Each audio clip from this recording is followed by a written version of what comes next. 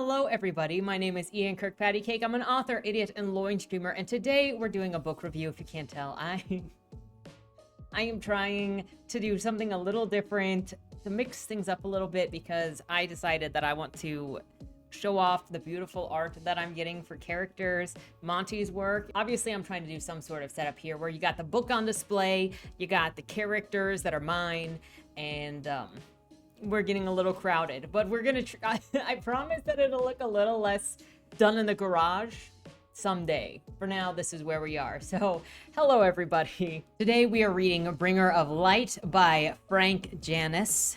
Before we get started, though, a couple of things. Number one, if you enjoy what I do here on the channel, please remember to like, share, and subscribe for more. Number two, if you would like to be featured on the channel, check out the links down in the description below. The number one way to be featured is through Lamwai, the monthly prompt writing contest where I give you a prompt, you write a short story using that prompt, and on the first Monday video of the month, we bask in your creativity.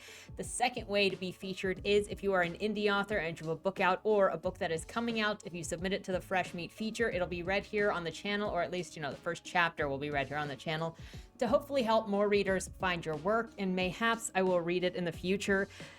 Today's book is actually in the Fresh Meat feature if you go back and want to listen to the first chapter.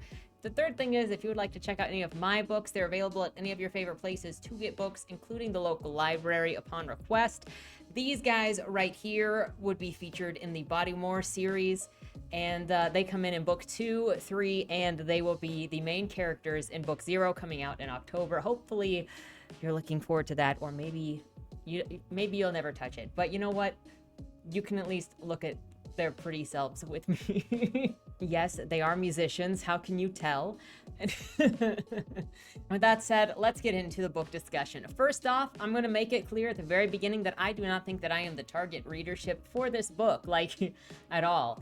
And I'm mildly disappointed by it. I went in fairly hopeful, I should say very hopeful, because some people I know really liked it and really endorsed it, and it was very highly rated, it was very well talked about, and just when I got into it after the first couple of chapters and I didn't see a direction, my hope sort of plummeted. So just prepare your expectations for that. I'm not trying to be overly critical. I'm going to tell you what I saw, and there may or may not be things that are incorrect in the way that I interpret these things, but I'm going to tell you what I saw, what my experiences were, and I highly recommend that you check out the book for yourself specifically, because this book is less of a story about characters and plot and more a story about philosophical discussion. And so I think that you're going to get very different things from it, and the purpose is to create discussion more than actually be a character journey. At least that was my interpretation of it. And besides, even when I don't enjoy stories, I think that it is very worthwhile to check out books for yourself to see if you get something different from them, because just that is the life of a book. With that said, I'm looking forward to the discussions that come from this book. There aren't any right or wrong answers to the discussions, to any of these questions that come up. There's just going to be, I'll share my opinion, you can share yours, and we may agree, we may disagree, but I don't think that it's going to be any correct answers or incorrect answers, since it's all going to be very personally based. This novel is a big picture sci-fi that I think harkens to the references of H.G. Wells. The tagline says scientific romance specifically, but don't let that turn you off. It is an older phrase that actually just references science fiction, specifically like H.G. Wells. So if you think that you might not like it because of the romance tag, don't be surprised. Don't be turned off. There's no romance in it. I mean, there is like Ming, but Ming comes in and dies. So she's got like 3 scenes in the middle of the book. There's no romance. And unfortunately, while I see the purpose and the reason for marking it as a scientific romance, I think a lot of people that this book would apply to are actually going to see the romance in the phraseology and not Google what it means, and end up turning it down and not getting into it when they otherwise would probably get into it. Meanwhile, the people that are into romance and sci-fi clothing will click it and be unhappy because there's no romance in it. Also to be noted, in reading this, I think I determined that there is more than 2 styles styles of story. You know, when you're talking about craft and things that drive a story forward, you've usually got the conversation of plot versus character-driven stories. But I think there are more than that. In the case of Bringer of Light, this is an idea-driven story, in that it's less concerned with telling a story and more concerned with creating scenarios to present conversations or ideas or philosophical dilemmas to the reader to think about. In many cases, there are many chapters that are just talking heads, where one character is a receptacle to the other in asking questions while one of them monologues. It's not plot-driven because there's not much of a plot guiding anything forward, and it's not character-driven because you're not seeing characters make choices and then have the fallout dealing with those choices. It kind of just skips through things to set up the next scenario to create the next dialogue set. I know that somebody else referenced Ayn Rand in their video title. I think it was Effie.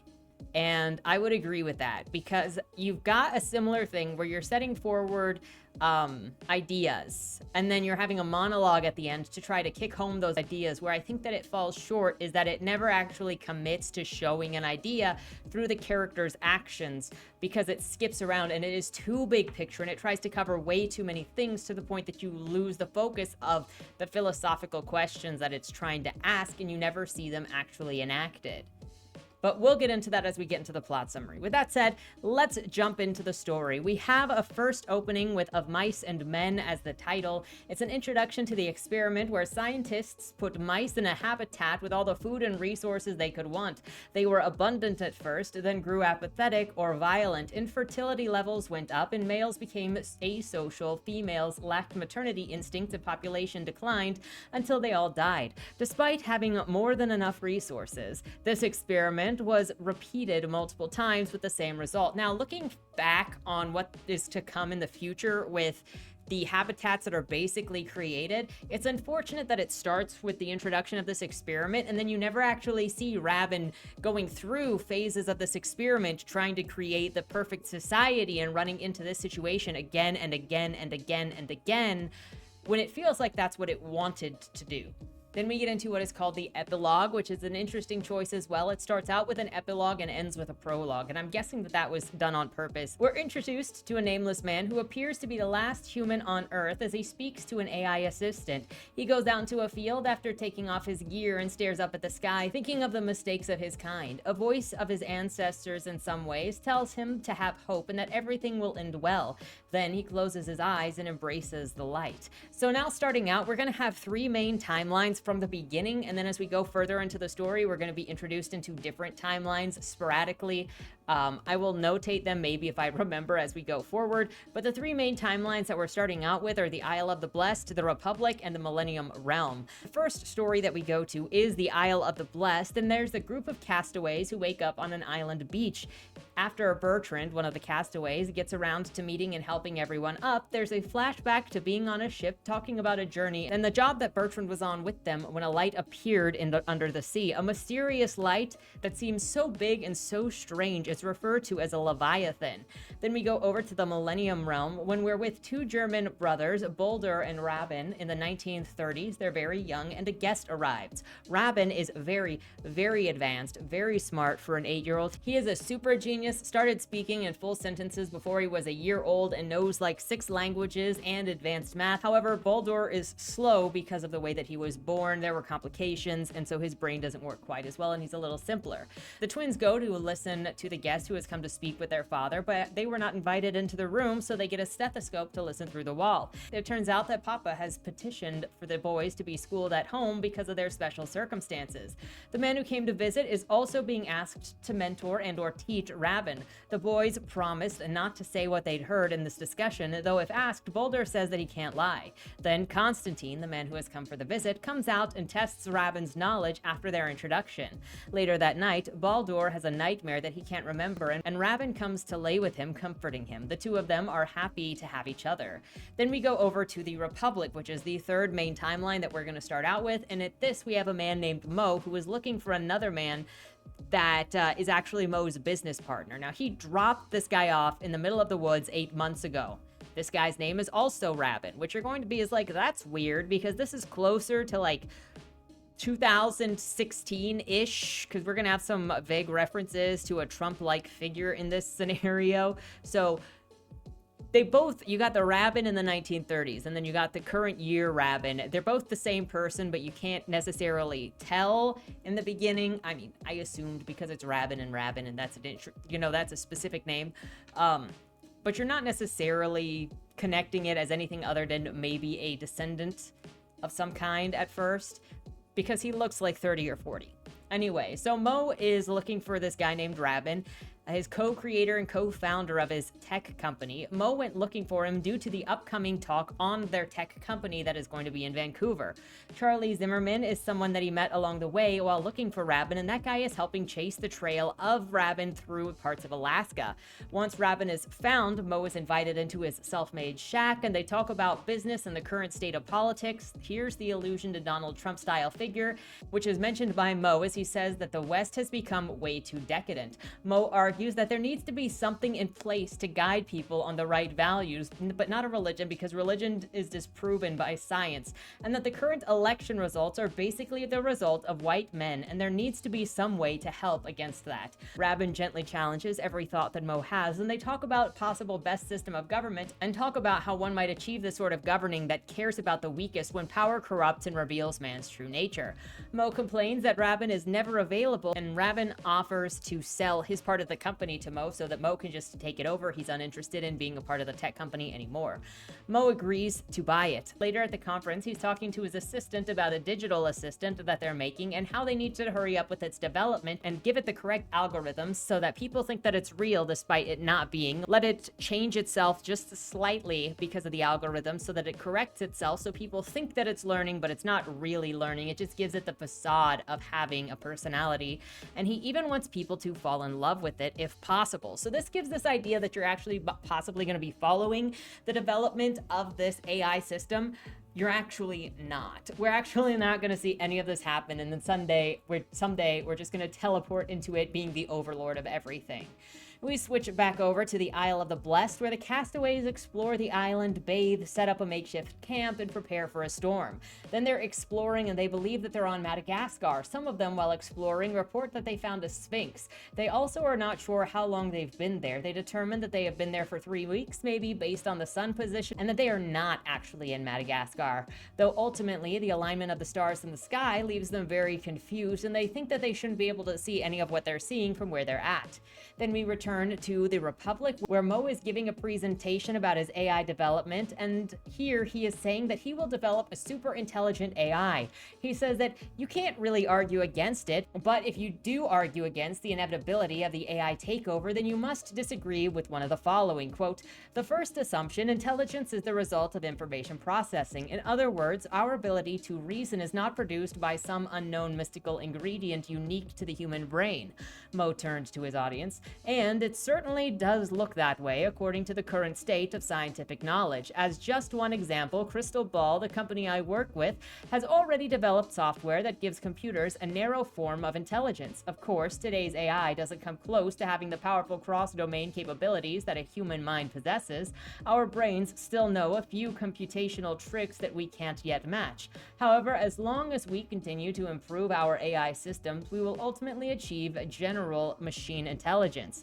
My point is that it doesn't really matter how long this will take. Whatever our speed of progress, will eventually get there, which brings me to the second assumption. I'm going to go ahead and disagree with Mo on what intelligence is. I think intelligence has more to do with learning, reasoning, and understanding the information as opposed to data processing. You have to understand nuance. So the problem here is that even a lot of people working in computer sciences think that data processing and thought are the same thing, but they're not. This is why you can give 30 computers the same information and you'll result with the same interpretation and output. However, you give 30 people the same information and you're going to have different results. Let's talk about 30 different people receiving and reading this book and coming out with completely different results, let alone just my interpretation of it versus what the author thought that he was putting into the book and what he thought was going to come out of it. We're going to have very drastically different interpretations, I'm going to guess, because even the two people that I saw talking about this book had different interpretations than me for what was discussed.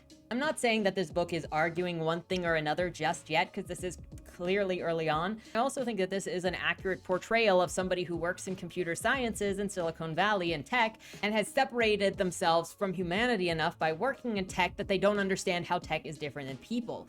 I feel like I've seen so many versions of this extreme guide just by posting videos about generative AI for the last year and a half. But for the purpose of this book, I'm interested in being in the discussion, how it's portrayed in this book, what we think about how it's portrayed in this book, or the discussions portrayed in this book, and what our takeaway is from it. But I think that this is a strong setup for Mo, if Mo is going to be a long-lasting character in which he doesn't actually continue or make any statement for or against this later. Like, he doesn't confront what he said earlier later in the book. So this kind of feels like a hanging thread that never got resolved.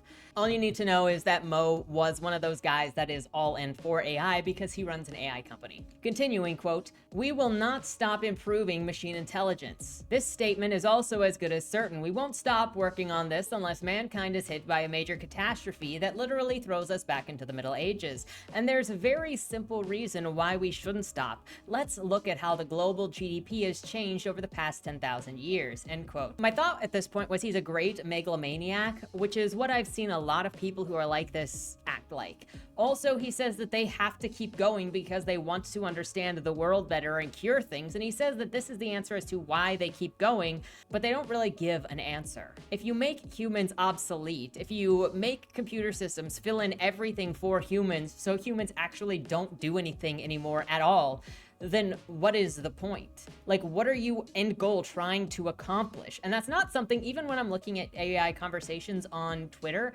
I never see anybody with the end goal. Like, you see people go, well, we want to solve all of the menial tasks, so we're more free to do whatever we want. Okay, but like, art's not a menial task. So why are you replacing the arts? Why are you replacing jobs as a doctor? Why are you trying to replace like high-level tasks? Like, what is the purpose? And so if you basically replace humans with all machines, so the world just sort of becomes a manufacturing plant, but run by automation, then what is the end goal? What is the purpose that you are trying to reach for? Are you, okay, so we're trying to cure all illnesses. Okay, but for what goal? When human existence, human work is obsolete, what do humans do? Is there an answer for that? There's not in this book. It's just like, figure it out. Figure it out. We're going to take everything from you. Figure it out. And then finally, quote, "You must disagree that AI intelligence will surpass human intelligence." That's the third assumption, which I do disagree with this assertion that AI intelligence will surpass human intelligence. I don't think it can. AI is just a culmination of human understandings mixed with immediate calculations. So when I was at this point of the book, it would be interesting to see where the story goes. Mo explains how he believes that computers will surpass humans because they process information faster and do not have human time limitations. Then he brings up, quote, "Does that mean that they are a danger to us?" before going on about how long it could be, but no one really knows when the AI is going to take over. This dude is absolutely sure that nothing bad will happen in the development of artificial intelligence because it'll be programmed and raised by their principles, human principles. So clearly nothing can go wrong because it won't have freedom, but it'll also somehow be sentient, but also never deviate from what it was told. And the AI will clearly be more trustworthy than humans, even though you don't know who programmed it or where its sentience goes or how it makes decisions because it's out of human hands. He closes out by saying that they are building a god and it's absolutely necessary, yet definitely trustworthy. Why is it necessary to build a god when you're also an atheist who believes that God doesn't exist and it just is a thing that gives people comfort? Like, yeah, Siri on my phone is going to give my life meaning by listening to Siri tell me that I've done a good job and my life is worth it. Again, there's no answer as to why this sort of technology is necessary, and the book never answers why this is necessary. Mo thinks of himself as better than other people and society. He believes that society is going in the wrong direction and needs somebody to be in charge, pointing them in the correct direction, and that person is him and his programming for the computer system that he can then say is completely objective and non-corrupt, even though he is the one that programmed it. It's a funny mixture of science and religion while pretending to reject religion. It just makes science into a religion and technology into a god, and also Steve Jobs into a god. which maybe was the point. Then Mo is walking around talking about how identity politics has gotten worse over the years and it's caused more division, and maybe that's why white men are feeling so threatened and gender politics are also messed up, and he thinks, quote, a vaporous puff escapes his lips in cold air. Ethnic groups or gender, there always has to be some form of domination, it seemed. Oppressors or subjugated just change rules over time. A society in which people were judged by the contents of their character and not the color of their skin or the shape of their genitalia was still nowhere in sight. Was that really the inescapable human condition? Of course, his deeply religious father would have answered, for we are fallen beings in a fallen world. And the dude thinks that computers can fix this. And then he steps into his next meeting, in which he is meeting with a PI to help him find Rabin, more information about Rabin. They talk about Rabin's habit of disappearing, and Mo thinks about how weird it is, so he asks the PI to look into Rabin's background. Apparently, they didn't know much about each other's backgrounds before getting into business with one another, which, fair. There are still many things that I don't know about the people that I am very close to or have been in business with, so whatever. I don't need to know everything about other people, but now is time for Rabin. But now it is time for Mo to get the Mo down on Rabin. Going back into the Millennium Realm, Rabin and his home teacher Constantine are sitting together at his house. Constantine tests Rabin's aptitude with complicated equations. After the lessons/tests, Rabin goes to lunch break with Baldur, and Constantine talks to Rabin's father about how impressed he is. He will be sticking around to teach Rabin. The both of them are in the yard and visiting a family grave, one of which the family motto says, deeds not words. Then there are more lessons with Constantine. Over to the Isle of the Blessed, there are some island things going on, trading money. Then they go and see the Sphinx as a group. Honestly, the Isle of the Blessed was initially the one that I was most interested in because I liked Bertrand and I liked the idea of this group of people on this boat that ended up on this island, and they had the Leviathan. But then, like, the longer it went on, the less purpose it seemed like it had. Not even the longer it went on. It was just like, it didn't feel like it had a focus or they were doing anything for the majority of the time. So we'd switch over to the Isle of the Blessed and they're just nonsensically socializing over here, building a shelter over there, just sort of hanging out, not really doing anything, not really having a purpose, not really trying to get anywhere. And so then I just questioned why we are here. And it didn't really build any mystery for me. Then we switch over to the Republic, and Mo is back in California playing golf with the detective. The detective informs Mo about Rabin's background, that Rabin isn't his real name, but the name of his possible father who ran away when he was born and yet gave him money when he died. He makes no public appearances, has no family, lovers, anyone, is very solitary, and even in school wasn't considered anything beyond mediocre. It turns out that the punitive father of Rabin was a man named Rabin, born in 1929 in East Prussia. This is summarized with, quote, so, his longtime business partner was allegedly a Puerto Rican with average high school grades and no college degree who had inherited his fortune from a mysterious stranger. Not only did that sound weird, it simply was not the man that he knew. Or perhaps it just showed that he did not know Rabin at all. We flash back to Mo working his startup, living with his girlfriend Susan, and feeling like a leech even though she's tried to assure him that everything is fine.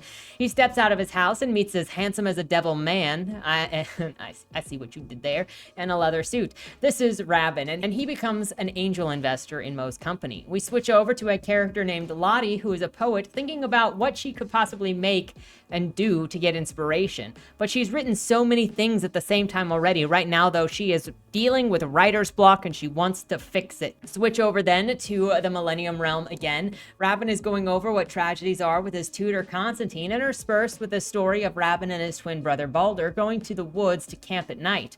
When he sits down, Rabin tells Baldur the story of Captain Graham landing in an island and finding the Sphinx that he investigates. Blackbeard is on an adventure with a kraken, and I have this feeling that Rabin is going to be considered a tragic figure, paralleling this with a description of tragedy that he gave to Constantine during this scene. While the boys are telling stories in the woods, a couple of vagrants come up and attack them. Thinking quickly, Rabin scares them off, and the two boys get away somewhere else to go and sleep for the night. The boys wake up the next morning, and they are able to get home safely. This section ends with Rabin talking to his mentor about how the poet is more philosophical than the historian, as the historian deals with a particular, while the poet deals with the what could happen of a situation.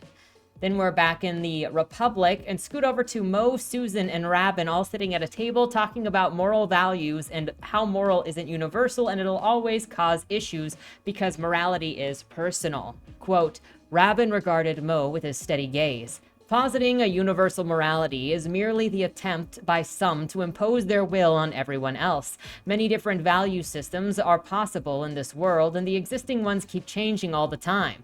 But that's exactly the problem, isn't it? Mo held up his palms. Without a universal moral system, everything is allowed. Not at all, Rabin said. There are still subjective values, which means anything could be allowed if you just change your point of view. No, when it comes down to it, only a transcendent morality is truly unchangeable. As things stand now, everything is up for grabs, if you get my meaning. Yes. Okay, there's this novel, Crime and Punishment, in which the main character convinces himself that he has the right to commit murder. He sees himself as exceptional, as someone who shouldn't be subject to the usual rules. With his family poor and suffering, he decides that killing a greedy pawnbroker would only make the world a better place, and so he commits a crime, which goes horribly wrong, of course. But in the end, Raskolnikov regrets his deeds and turns himself in. Yeah. But his moral uncertainty made him murder someone first. And there we have the problem, don't we? People seem to think our Judeo-Christian values would simply continue to exist without God. But that's not the case. The edifice of our morality is religion as its centerpiece, and without that pillar, the whole structure falls apart. It all started with the Ten Commandments. Note the term. Not agreements between humans, but commandments given by God. At least supposedly. Belief in a supreme being seems to be a necessity for our Western values. With a puckered forehead, Susan placed her empty wine glass on the coffee table. I myself am a strong believer of objective moral truth, but I disagree with your statement that it has to be grounded on religion. There's an old argument going back to Plato that the addition of God is not really necessary.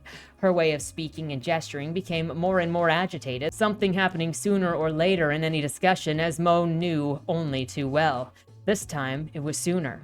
It goes like this. Socrates asked a priest, "Tell me what it is that makes something good." And the priest answered, "Because God loves it." Socrates then asked, "But does God love the good because it's good? Or is it his love that makes it good in the first place?" Susan threw her hands in the air. "If it's the former, then there is something independent in virtue of which God loves good action. And if God himself has no reason for it, if it's just a whim, if it's caprice, is this really a satisfying answer to why good is good?" She turned to Rabin, challenging his eyes. "So, what do you think?" "You throw a dilemma as presented by Leibniz," he said. "I don't even agree with the premise. Obviously, it is the man who decides what is good." Susan pursed her lips. "Then how do we get people to behave morally?" Mo adjusted his glasses. "Do you think reason can simply step in and make everyone behave virtuously? I can't see that. What if someone chose to pursue only his selfish interests without regards to others, to lie, cheat, steal, and murder to get what he wants? Wouldn't that be entirely rational?"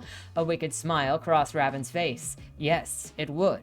Susan hissed angrily. "How then can we hope to ever create a just and fair society without God?" protested Mo. Rabin's eyes reflected the glow of the fireplace. "Just and fair by whose definitions?" Susan leaned forward with flushed cheeks. "This kind of moral relativism is exactly the big problem facing society today." "I disagree. The attempt to impose a uniform value system on the whole world presents a far greater danger."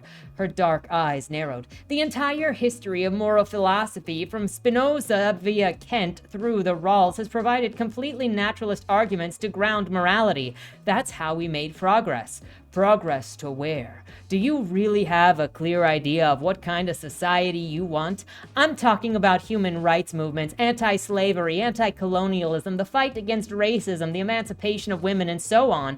They have made people's lives a lot better since the Enlightenment all over the world." Rabin seemed unimpressed. Every variant of moral universalism, whether based on Plato, Spinoza, Kant, or any contemporary thinker, is chosen by its adherents based on their individual preferences, which means that the supposedly objective system is actually quite subjective. Do you really think it's just an opinion that throwing acid in a baby's face is morally wrong? Certain actions are simply evil. Moral universalism may begin by repudiating extreme acts of violence, but its end is imposing one way of thinking and feeling on everyone everywhere. But there are some truths that cannot be denied. For example, if you jump into a deep precipice, you will die, regardless of your point of view. Not if you have wings to fly. We are talking about people here, not birds, Susan snapped. Clearly. Oh my gosh, he is so arrogant. Look, this makes me think of every smarmy person I ever have a conversation with. We're constantly changing the definitions instead of just straight up saying yes, because they continuously say yes anyway. And then the same thing, you've got this guy changing definitions or changing circumstances. Well, you don't die if you jump into a pit. Well, you don't die if you jump into a pit if you have wings. Do you have wings though? No? Then you're going to die. Also, if you think that this conversation about morality and objective morality or whatever is going to be talked about in this book, it's not. They kind of just presents this. Has Rabin argued this? Has Rabin also become God? So I don't know what that's trying to say, but it does go in that direction. Quote, Mo hastily emptied his wine glass and put it on the coffee table. My big problem with all these theories of objectively true morality is that they can't justify their starting point, he said, looking at his girlfriend. They just take for granted that some form of humanism is true and that there is something about human beings which is intrinsic value.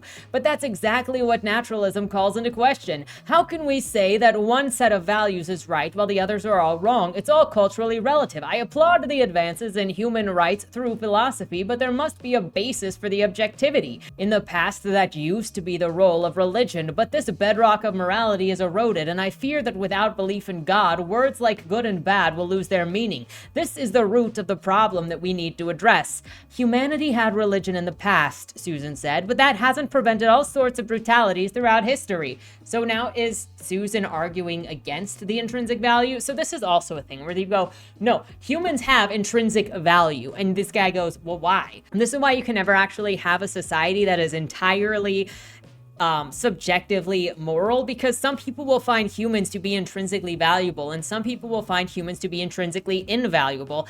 I see conversations and I see viewpoints about hating people, despising people, seeing people as only tools all the time. And if somebody hates humanity, there is nothing that you can do to make them or have them see that humans have value. And instead, they will see humans as fodder to help them get to higher grounds, to get more resources, whatever. There is no way to change that. And so that's one of the reasons why you will never have a paradise on Earth, because you will never convince everybody to your point of view.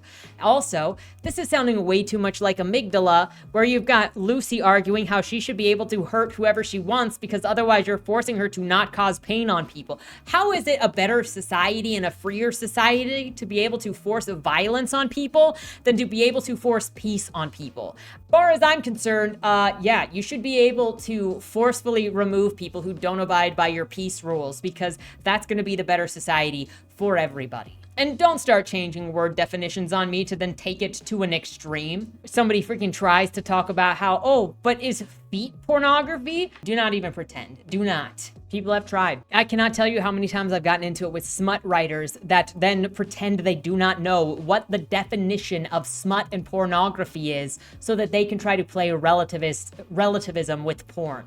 And if you want to get into the little tiny baby fetishes of everything, to add that into your pornography, then now we're just talking about paraphilias. But you know what pornography is, and you know the difference between taking your sandals off at the beach and foot fetishes, okay? So don't even with me. Quote, Rabin's expression was inscrutable. The bolder way would be to face reality and see the absence of an omnipotent divinity as freedom for man. Mo shook his head. And what if this freedom leads some people to exploit, oppress, and kill others? The knowledge of an almighty God to whom everyone is accountable may not have prevented all evils, but it has kept things somewhat under control. It also gave life a sense of purpose that is only illusory, however. Without a preeminent divine being, it is left to each man to find the meaning of his own existence. Unfortunately, people tend to have a problem with that. If this mortal life is the only one that you'll have, it's easy to conclude that nothing really matters. Susan shifted in her seat. This kind of talk makes me very nervous. People who wanted to improve human beings are responsible for the greatest horrors the world has ever seen, and I'm afraid of that. Give me music, give me art, give me poetry. These things can be improved as much as possible, the kind of improvements that make us all feel as one in our humble humanity. But we should never try to become more than that. No attempts to become supermen, please. Let's just be human. She raised an eyebrow at Mo. I totally agree, he said. I very much prefer a divine being to man's attempt at being divine. Susan frowned. Wait, I'm confused. Do you now believe in God or not? Actually, I don't, Mo said wryly. I had a fairly religious upbringing, but I could never get over the lack of scientific evidence for the existence of God. But at the same time, I'm aware of the pitfalls that come with atheism. Susan turned to Rabin. Isn't that a really important question, how we can create a world free of exploitation, one that is fair for all regardless of race, gender, and sexual inclinations? Just imagine a truly equal society, not dominated by a minority of straight white men, that let alone a few billionaires. You seem to be proposing socialism, Rabin said. Maybe I do, Susan said, raising her chin. What's so wrong with socialism? Everything. It's an ideology which was implemented in 28 countries in the past, if memory serves, each time with the promise of creating a truly equal society, always resulting in tyranny and at least 3 cases of mass murder on an immense scale. We have learned from history, Susan said, defiance in her dark eyes. Rabin bared his teeth in a wolfish grin. Have you? Well, just so you know, communism does not come up in this book. Later, they do create a society that is all perfectly fine, everything is perfect. But then they're like, what is the point of life? So I don't really see why this conversation came up when it's not actually going to be something faced in this story. Number 2, it talks about, hey, how about a society where sexual inclination is not taken into account as something to be discriminated against? And I'm assuming that does not mean your choice whether to have sex or not have sex, because the society it creates later is a society that celebrates everything with orgies. So you don't really get to opt out of not having sex with your neighbors. And personal experience here with constantly being told that I am the freak for not having sex with a bunch of people, that I am the problem, that I am causing other people problems by having a personal line of keeping sex sacred for me, because other people don't respect that. So I don't really know. Again, we're going to get into this future society that is everything is perfect, but it all just suddenly happens and exists that way, and we don't really see how it works, why it works, how it got there. It just did. I also mostly find it funny because a lot of this part was hitting back at Sam Finna's amygdala and the idea that any rules is imposing yourself on someone else. However, it's only peaceful rules. If you impose violent rules on other people, then it's fine because you're getting to choose violence. But if you choose peace and then impose that on someone else, somehow that is actually force. Susan asserts that they all want the same thing in the end, and Rabin says actually he doesn't. He doesn't want to live in a world that is fair and just, because what does that even mean? Not to mention that you can never actually have that because people are born under different opportunities with different resources that they can't control, so equal chances will never be possible, which is a bizarre thing for him to say when this entire thing is his experiment where he is manipulating everybody, and he is a eugenicist that has created people to live in a certain way, and so he literally controls everybody having the same opportunities and manipulates everybody into having whatever opportunities he wants them to have. So again, I don't understand this setup or what any of these arguments mean when there is no real world application. By real world application, I mean in-world application for these ideas. Susan then snaps at Rabin that he just could never understand what regular people want because he was born into wealth, and so she's not going to listen to a rich white man talk about the suffering when he knows nothing. Then she storms off. Return to Mo in his office, wondering why he's thinking about that memory between his ex-girlfriend and his ex-partner, and then continuing to look into Rabin's background. Then we switch over to Lottie the poet, thinking about her next work and the struggles that she's going through. She passes out and has a nightmare of being stalked, wakes up, writes a poem inspired by that dream, and her mom reads the poem and compliments it, though she does say that it is bleak. I don't understand why Lottie even exists in this. She doesn't do anything. She has like a scene talking about Rabin's background, but like she is so randomly inserted in this. Again, I think the scope for this was just too big that it didn't actually connect all of the pieces that it introduced. Switch over to the island of the blessed, where there's island stuff with a man being contracted by the devil about bargaining his wife back to life if he's accomplished something, and then one of the boys runs off. Go over to the Republic, where Mo tracks down Lottie and asks her about this bar fight that happened in 1969, using a picture of Rabin at an old bar to be like, I know that you know this guy. She slams the door at him, flash back to the bar scene with Lottie and Rabin, where he stops her from being taken advantage of by some random weird guy at the bar. Though Lottie had rejected speaking to Mo, she later agrees to it and says that she knew Rabin. Seems like she also had a child with him that came from a single night that they had together. The woman offers to go and meet Mo since she was rude to him, and then she's gonna come and find him, but on the way she gets into an accident. Switch over to the Millennium Realm, where Balder and Rabin's father is going off to fight in the war and making Constantine their mentor and their guardian. Rabin's also learning very quickly, mostly music and violence, while Balder is showing mostly education in writing. Dad has died at the war. Time skip 3 years from when the boys are arriving at this grave. Constantine is also visiting this grave for maybe the last time. Rabin is meant to flee Germany because Constantine believes that he is a genius of their generation, and so he needs to get out before he becomes a victim of the war. But Rabin doesn't want to leave Balder behind. Switch over to the island of the blessed, where you have Bertrand, who has learned about the island, and Esther is being kidnapped by an island savage. She eventually escapes the captor and makes a run for it. Over at the Republic, Mo is hunting down information about Rabin, going to this place of rumors related to this weirdo who had pet chimpanzees for about a decade ago. That person was Rabin Ross, a relative of his partner Rabin. It doesn't really matter that he and Rabin aren't partners anymore. Mo's curiosity is driving him crazy, and he needs to know who the heck Rabin was. The relative of Rabin invited this old man to go and live with him and be put under some experimentations for $5,000 some time ago. The dude was out for 3 weeks and doesn't really know what happened while he was under the influence of whatever knocked him out. Later, Mo talks to somebody at his business about the launch of the AI assistant that he's making named Anarchy, which he says is the Greek word meaning necessity. And it makes sense considering he thinks that humans need some sort of unbiased machine making decisions for them and giving them a point of moral, which this means that probably back with the discussion that he had with Mo and his girlfriend, he should have been thinking of this situation because he obviously thinks that humans need a moral guide to boss them around. But also, why does he think that humans are going to accept it as being the freaking Siri in your phone as their moral compass? Like, how do you sell that? We get more here that he plans to buy out Rabin's part of the company, and he's going to keep an eye on what Rabin is doing even when they're no longer business partners. Switch over to this new perspective that is called the City of the Sun. It's set in the future where the AI anarchy is now a big thing. We're with this Chinese woman named Ming as she seeks out where Rabin has been. More exposition dumping about how things have been for the last few decades and how mysterious Rabin is again. She gets to meet with Rabin as she had asked, but he is a much younger man than she expected to see based on his age. It's here that she learns that he's been doing experiments about aging stuff for a while, which is why he looks so young. He's also worked on the genetics of flowers. Then he excuses her because he's done having a conversation with her. He just cuts it short. It's a very short meeting where really little is accomplished, but confirming his identity and showing this woman his youth.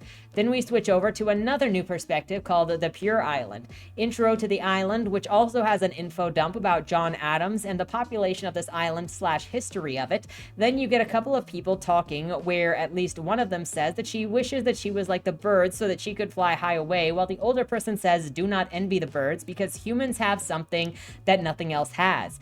Your mind has the ability to take you higher than birds can. Later, once Jack, the main character of the Pure Island subgroup, is settled into the home on the island, it also has AI assistants in it, by the way. We have this man talking to his children again, and he says, quote, "Thinking for yourself is key to becoming an enlightened individual. The beginning of this is doubt. Always have the courage to doubt. Whatever you see, whatever you hear, whatever you learn, dare to doubt everything without exception. Never take anything for granted. Think and doubt. Always." Again, most of this book so far feels more like it's asking questions of the reader in philosophy as opposed to things of the character, because where did this come from? Then we move on to a scene where the man is walking through the woods with the kids again, saying, quote, "This realization has crucial consequences for human moral considerations. Without the presence of such beings, there is no possible source for an absolute morality. It follows, in turn, that moral value becomes something entirely relative." Do you know what that means? Brother and sister looked at each other for a moment. "It means that people decide for themselves what good and evil is," said Yusul. "That is precisely what it means. In fact, it is even up to us to decide whether to use the term evil at all. Instead, one could also choose to use the classification bad, which simply denotes the absence of good." "But father," said Thesson, "are not some values undeniably good?" "Give us an example, please." The girl thought for a moment. "Compassion. How could anyone question this is something good?" "Most people see compassion as a good thing. Very true. However, I encourage you to dare to doubt everything. Even the virtue of compassion should be questioned." A crease appeared between Thesson's brows. "Would not the world be terrible without compassion?" "Let us think about it. Do you know what the word compassion means, Thesson?" "I do," exclaims Yusul. "It is made up from 2 Latin words for with and suffering." "True. Although, I asked your sister, compassion as a virtue literally declares it an admirable behavior to feel such anguish at the pain and misery of other people that you suffer with them. However, there might be another virtue that is preferable." The father looked first at Thesson and then at Yusul. "Can you guess what that could be?" "The virtue of compassion, it tells you to suffer with those who are suffering. As a consequence, you feel compelled to take action against the misery of the world." The father glanced at the treetops above. "Now imagine another virtue that tells you whenever someone feels joy, you shall feel joyful too. As a result, you are motivated to bring happiness to people so that you can share in it. Would not with joy be a better virtue than with suffering?" Only the rustle of leaves and the crashing of distant waves could be heard as the twins thought about it. "One could argue," Thesson said after a while, "that this with joy is pretty similar to compassion." So a couple of things with this. And it's one of the things that bothers me with the future society that this presents, because even if you remove God, okay, one of the things that you actually have as a society, because we have a bunch of different societies like today that all have different types of spiritualism, different types of relationships, different things that they consider good or worship or value or revere as the main thing of their society that they consider good. So even in the future that this creates, where they've got the AI goddess and they've removed God from everything, you would still have virtually agreed upon set of values in order to be a society.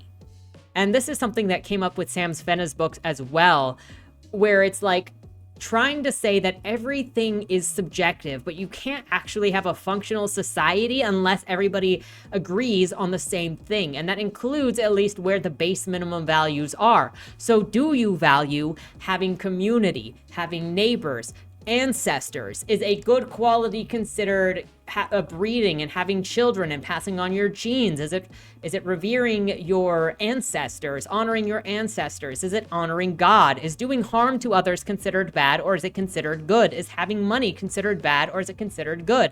Like, even in a society where you create your own God or you create your own moral compass, to have people live together, you are still going to agree on what is generally considered good behavior, because that's how you create expectations of how everyone is supposed to behave and when somebody is breaking that. Because otherwise, you have like Kay over here who everybody comes to the worship circle because that's just what they do, but then Kay kills Jay because whatever reason Kay just feels like killing Jay today, and everybody is just like doing their own thing because there's no value to that.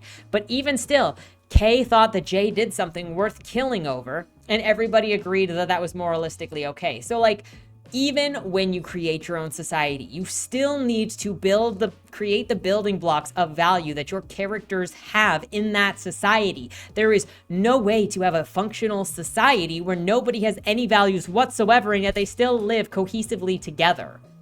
They're going to behave a different way. And if you just go, well, everybody just lives in this way where they are non-lethal to one another because they just kind of do their own thing. But what about that guy? Why would they be non-lethal to one another? Because our food, resources, sex. What if somebody doesn't want to give you what you want? Or is it considered good behavior to give to other people if they want something? Like, all behaviors still come down to what is considered normal in society. And even without a god, you have an agreed upon way of acting that should show in these behaviors. Also, I'd argue that with joy is very different from with suffering and would result in completely different outlook and action. With joy may lead to more hedonism because you're going to chase after whatever it is that make them feel good to make you feel good. Feeling someone else's suffering can actually help you take action to alleviate the suffering of others. Feeling someone's suffering isn't always a positive, just like feeling someone else's joy isn't always a positive. But this conversation being had feels like it's trying too hard to conceptualize these emotions and the morality in them that doesn't actually make sense, where they always walk in circles to confuse you. But it's also impossible, because no matter how smart a story or characters think they are when they're making these points, they are never going to have everybody, a whole society agree with them. The only choice then is to kill the non-believer, which means that you do have an idea of what is wrong and what is right, and cohesion is part of that right-wrong morality. Clearly, this guy is trying to work with the kids to instill certain values in them to live by, which includes subjective morality. Since this conversation is on morality, and I read Sam Fenna's book, and frames it that expecting peace is forcing yourself on others, where committing violence is not considered forcing yourself on others, it feels like it is still trying to change your mind. Further down, we get an echo of the earlier conversation that Mo and Rabin were having with, quote, "What do you value more, equality or freedom? Are they both not important, Father?" Thesson asked. "What if you have to choose between the two, provided, of course, that you understand these terms at all? Is equality about chances or about outcomes? And what does the word freedom really mean?" Part of this feels like the author wrote this over a longer period of time, where these thoughts were being had in relation to something in real life. And so then this was kind of working out a response to those things, but it doesn't necessarily correspond with anything in this book. This section then ends by saying that Rabin bought this island in 2050. Over to the island of the Blessed, they find Esther.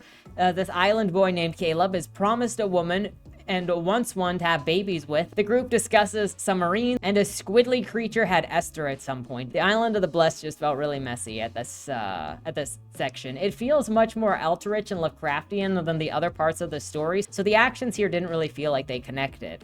Then we move over to the City of the Sun with new character Nevin, and he is being hired to do a secret job in South Africa that'll pay him a lot of money. Fake identity, seems sussy. This is going to be a very, very minor character who only comes to set up a bomb at Rabin's business and explode it with Ming inside, and then never to be seen again.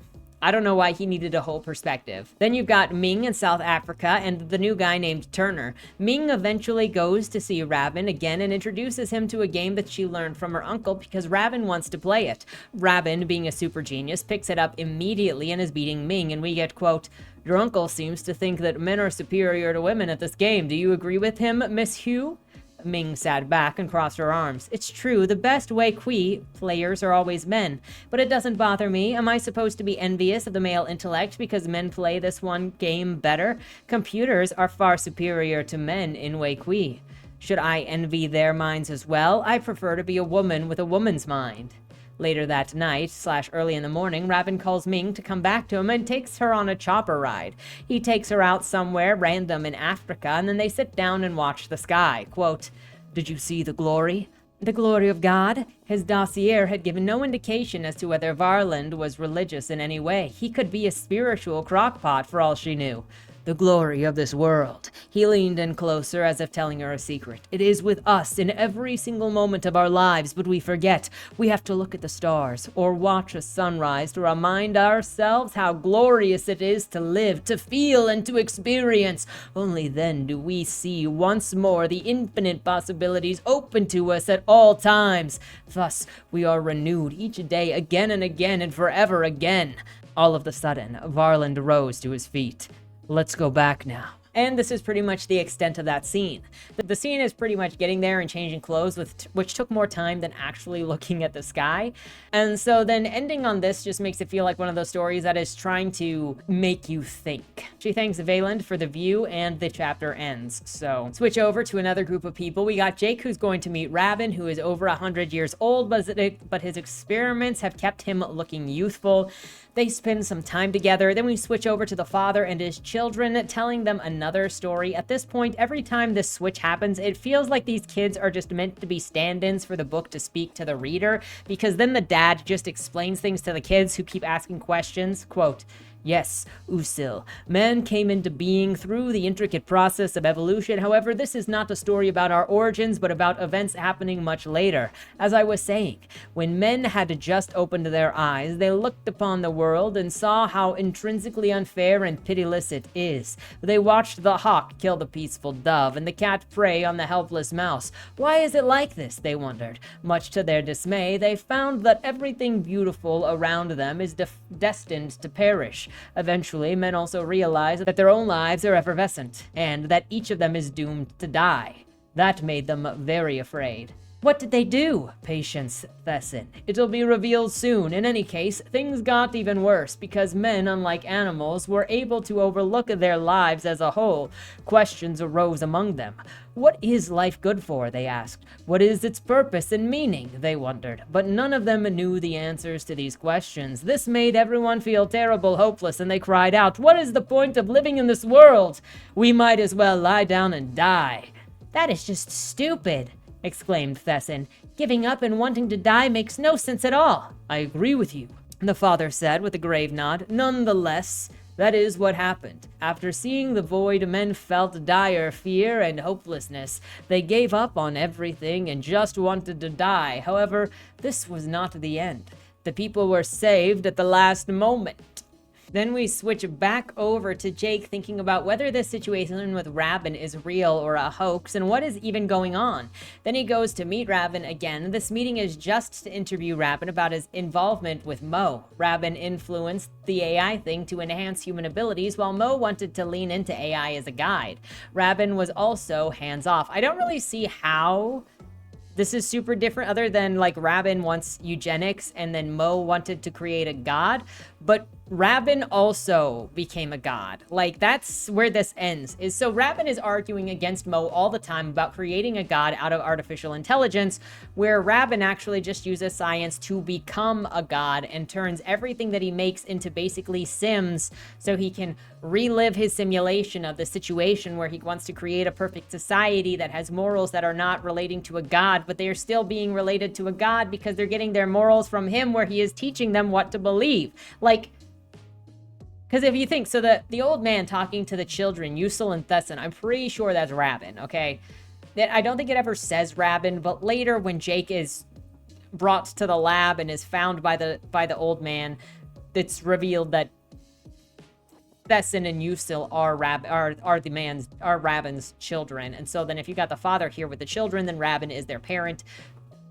And so even still, as he talks about having no morals, he's instilling morals into these children with the way that he is raising them. And then he continually makes these societies that are built on his morals. So he can't say that there is an amoral society or an objective, or there's always morals. There's always somebody building the morals. And if you say, well, you don't need God to do it, well, then why does he become a god at the end where he's the one creating all beings? Where it's even the point at the end where he is confronting people saying you can either have the tree of the knowledge of good and evil, or you can have the tree of life. Like, he is a god figure. He is religion. After the interview, Jake is walking around with the island girl Thessin and tells her that he's writing a book about Mo because he wanted to write something important that people would read, a lot of people would read.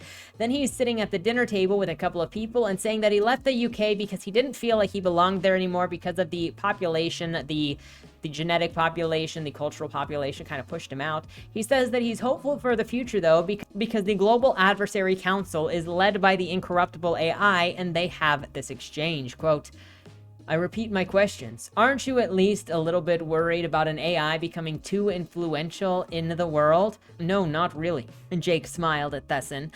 I don't think that there's any risk of Anarchy rebelling like the proverbial evil AI in one of those old films. Stern explains in his autobiography why such a fear is unfounded. Because she has exactly the values that we gave her.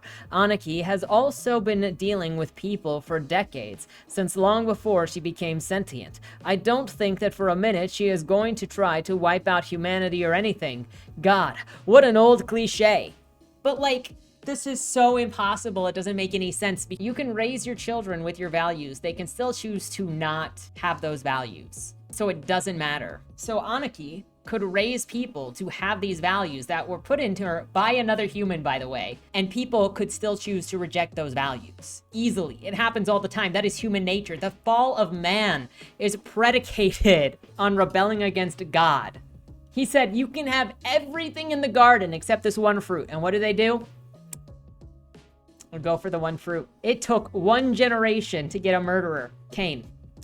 Like, I don't understand what it's trying to say here. Just because you raise something with certain values does not mean that they are going to abide by those values. And I would think that it's just one idealistic person, except everybody believes this. And then they create the perfect society and you don't see how it happened. It just sort of happened by saying, look and believe. Jake is then later surprised to find out that Valand has his own AI system in his house because global control of AI systems has been pretty much controlled by one corporation.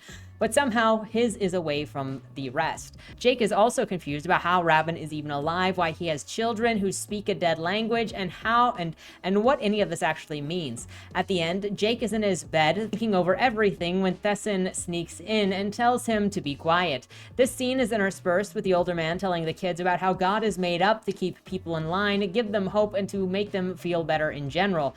How paradise on Earth is just not here yet, but it eventually can be. Switch over to the island of the Blessed, and Bertrand meets with his group. One of them is a shipwrecked captain who is going to the same mysterious location. They exchange information about this island, which seems to be separate from the rest of creation, which is why the sky is so weird. Wake up. Albert finds turtles burying eggs in the sand, and they collect those. They then find ruins of this old city / temple palace place. The assumption is that the civilization died slowly over time due to how the damage was shown across the buildings. Also, the walls were used to pass on knowledge, not as a defense against anything.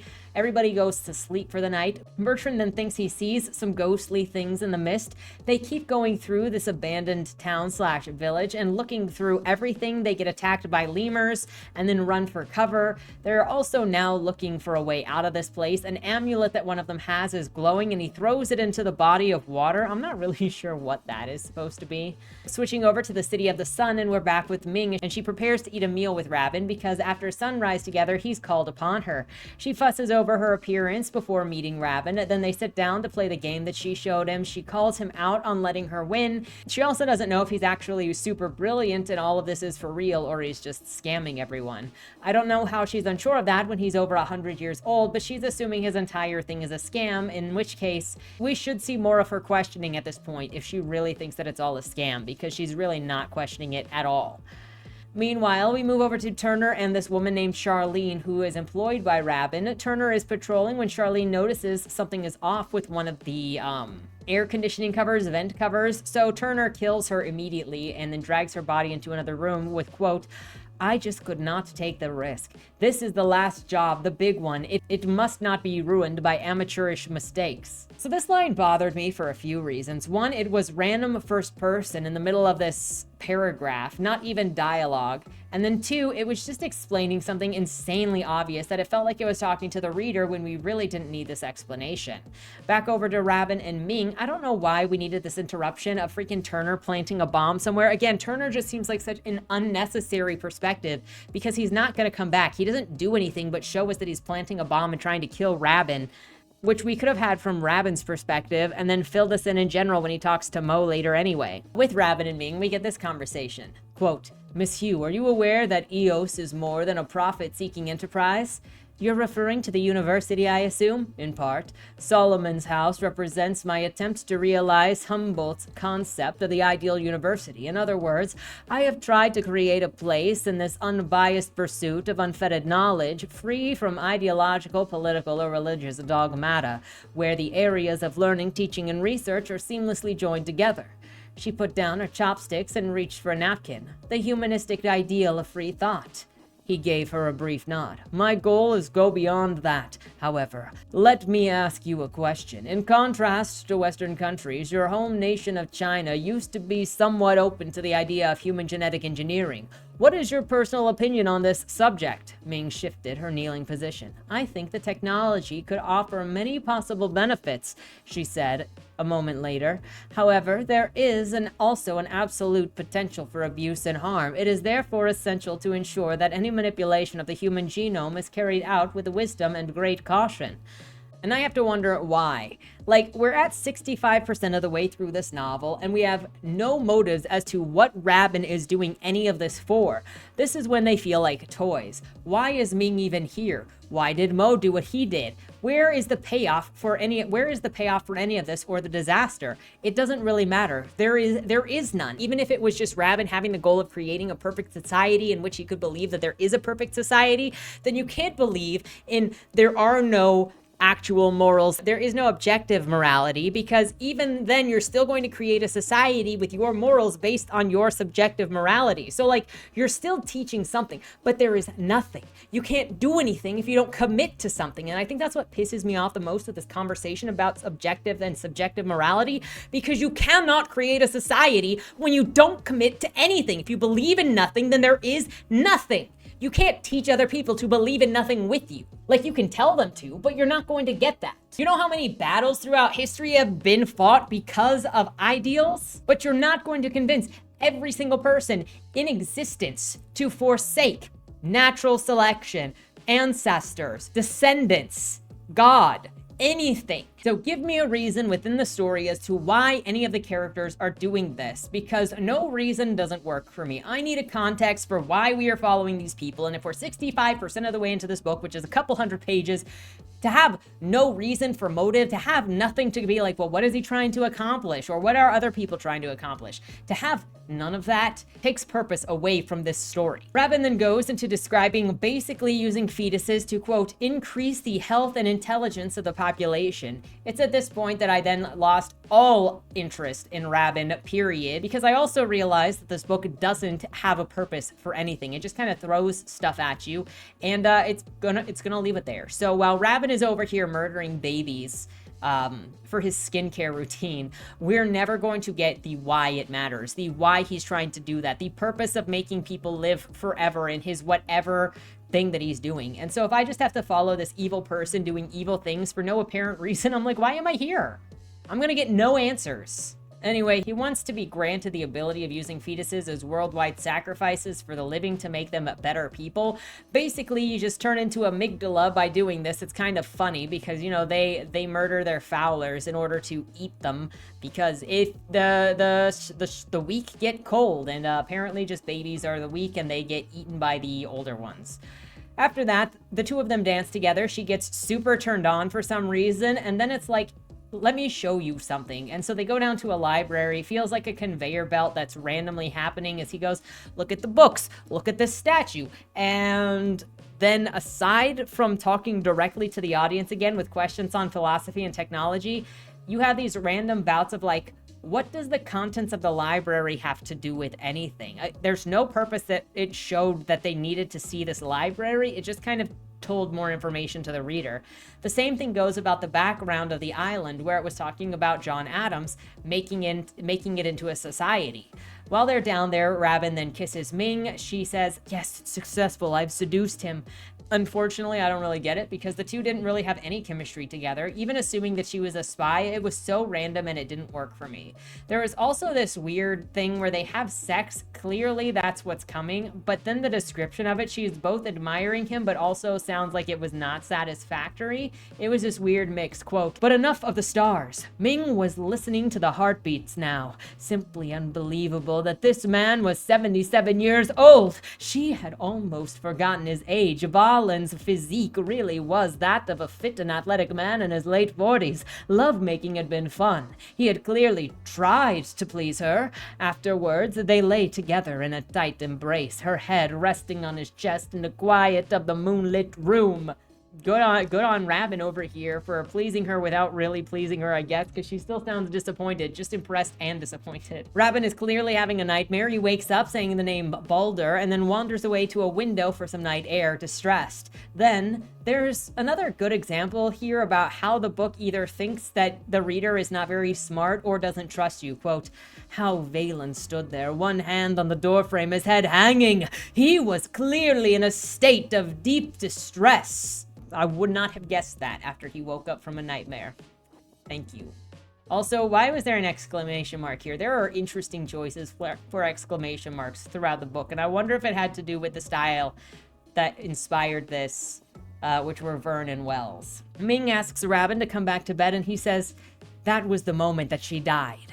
End scene, because an explosion just went off, by the way. Don't expect, I think, does Turner have one more scene where he, like, leaves? Now it's Turner just going home after their shift and finishing his job of planting the bomb and then leaving, and now he's going to exit South Africa and never come back. Switch again to someone sitting by the water thinking. BT dubs, most of the time when it switches perspective, it doesn't really tell us who we're with, where we're going to, why. And with so many perspectives and so many different timelines, it's not very helpful when you don't establish who you're with so the reader can actually follow you where you go. Quote, 100 yards to his left rode a stone across on a rocky knoll. Sometime in the 20th century, it had replaced the one that the Portuguese explorer Bartolomeu Dias had put up on the forlorn coast in 1488.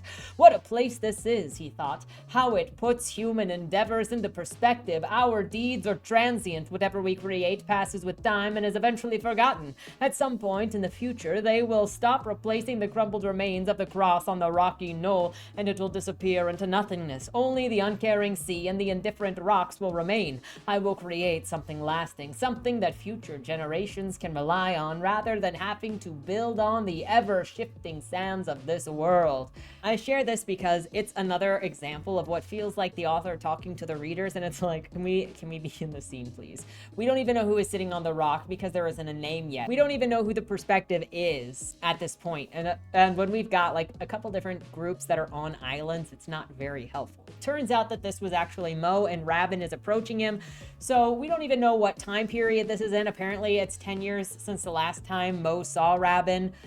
How they got into connection again, I'm not entirely sure. Why they're connecting again, I'm not entirely sure. Where does this fit into what they're actually doing? I'm not really sure. Turns out that Mo has now learned that Rabin isn't who he said he was and was actually born in the 1920s.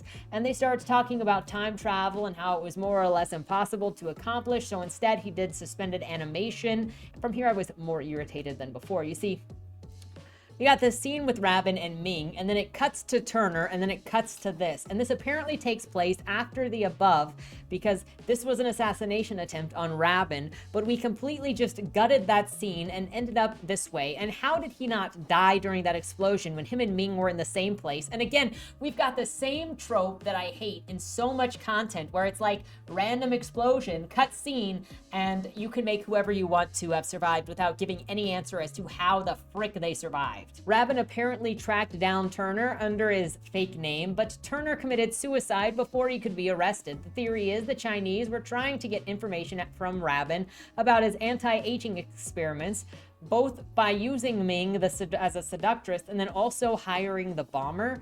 Mo basically tells Rabin that he's out of touch because he's an old man and doesn't understand modern things.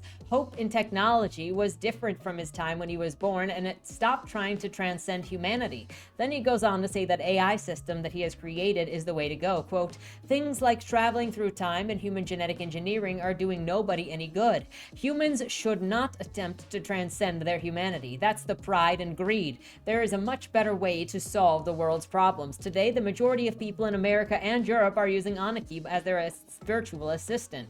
For them, she is a helper, advisor, friend, and often a sweetheart. For the younger generation, she is a teacher. Children grow up with her, and quite a few are raised by her to some extent. I would have liked to see how and why this is happening. It also makes no sense when it was Rabin earlier who said to make an AI that would help humans, while Mo wanted to make something that would boss humans around. So he shouldn't be talking about transcending humans. He should be like, we are on the way. My virtues are being instilled in these kids by virtue of my creation. You can see it because kids are being raised using Anarchy as a necessity. He then goes on to assure that in the next 15 to 20 years, Anarchy will have taken over, but don't worry about it. She will not actually take over. She is programmed to be pro-human.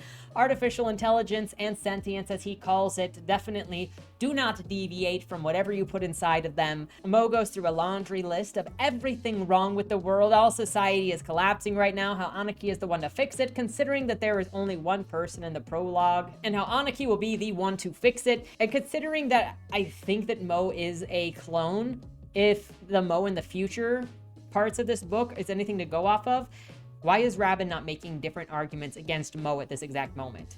Mo believes that the thing that he is programmed will somehow be a savior that will not be corrupted by human hands. Quote, as soon as she has rendered her code incomprehensible to humans, nobody will be able to fiddle with her core moral values any longer. From then on, it's going to be coherent, extrapolate volition. The Anarchy we created is just the seed that will evolve through interaction with humans into an AI humanity would have wished for.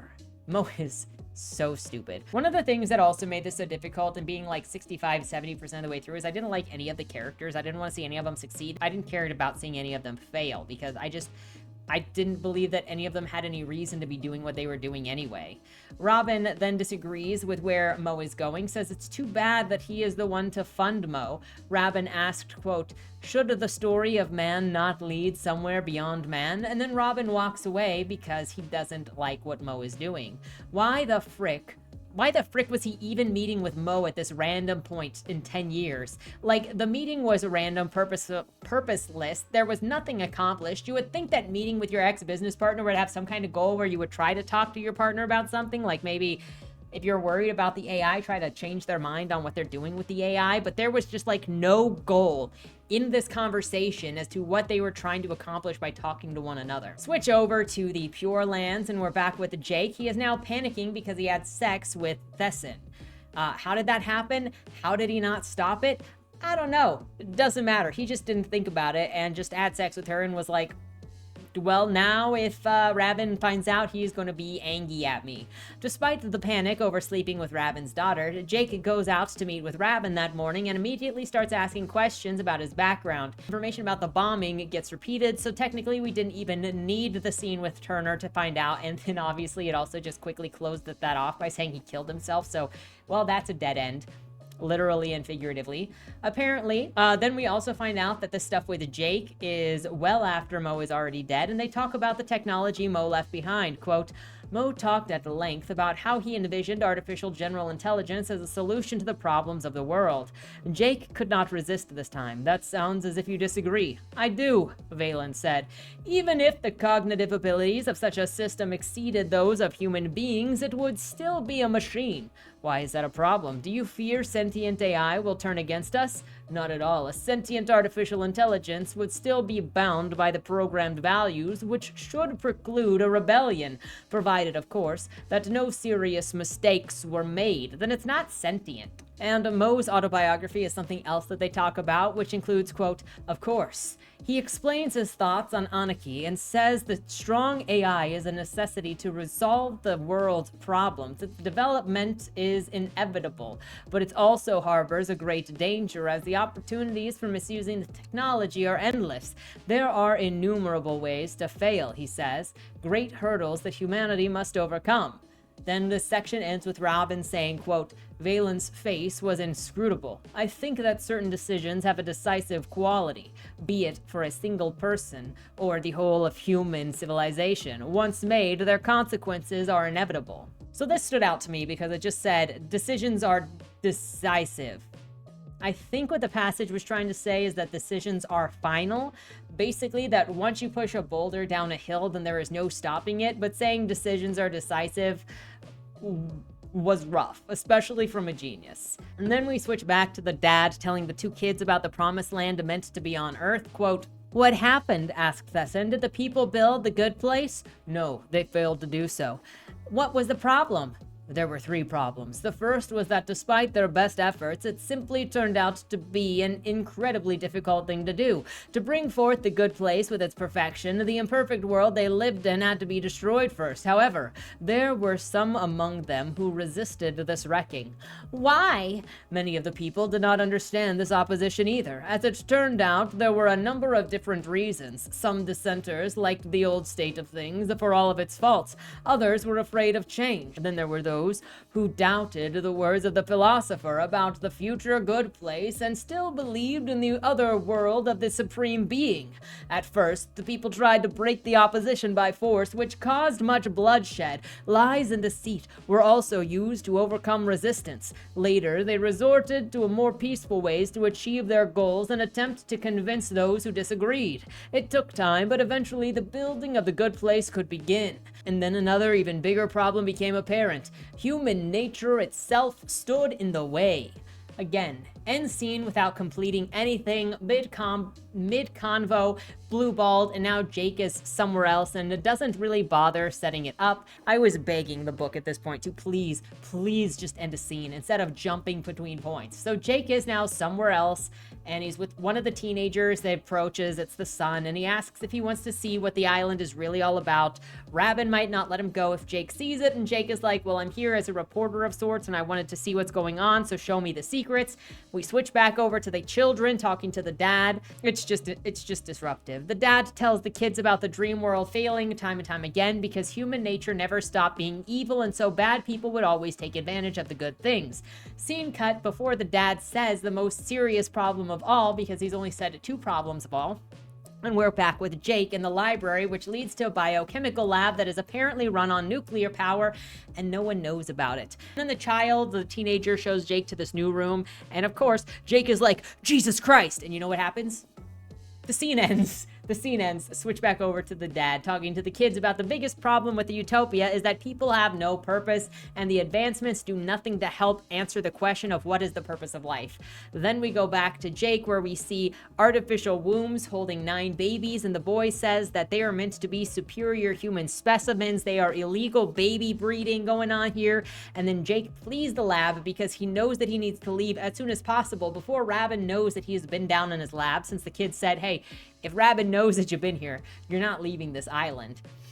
And he's thinking about how beautiful Thesson is and that they had a really great night together, and it's going to be sad to leave her, but he needs to leave right now. For me, it was insane. Again, it's kind of like when Rabin was obsessively thinking about Ming. You've got Jake here, who is obsessively thinking about Thesson, has had one night with her, and now he's like acting like they had a relationship.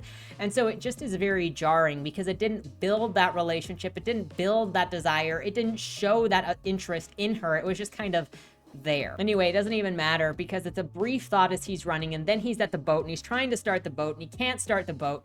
And you switch back to the father with the kids saying that in order to deal with the lack of purpose, you have to change how you think. Quote, "The problem the people faced stems from the fundamental nature of our reality. This world is inherently unfair and unjust, and there is no evidence for any objective meaning to human life.